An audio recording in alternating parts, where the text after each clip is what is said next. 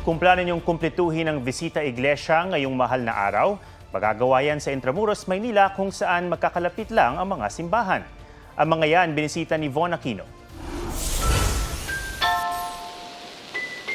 Sa loob ng Intramuros, Maynila, maaari mo nang makumpleto ang bisita iglesia. Pwedeng unahin ang Manila Cathedral. Very solemn, saka ang ganda talaga ng church natin. Maglakad lang ng kaunti, mararating na ang Our Lady of Guadalupe Chapel sa loob ng Fort Santiago. Narito rin ang 450-year-old San Agustin Church na isang UNESCO World Heritage Site. Sa labas ng simbahan, nakaset up na ang mga Stations of the Cross. Prayer, tapos kasama na yung magre-reflect ka.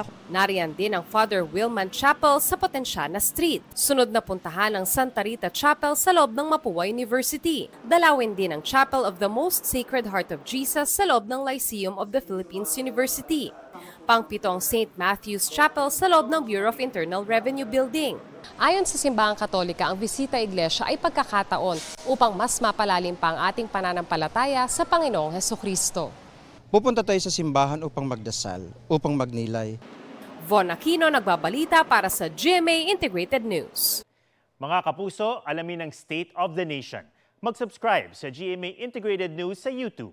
Sa ating mga kapuso abroad, samahan niyo kami sa GMA Pinoy TV at sa www.gmanews.tv.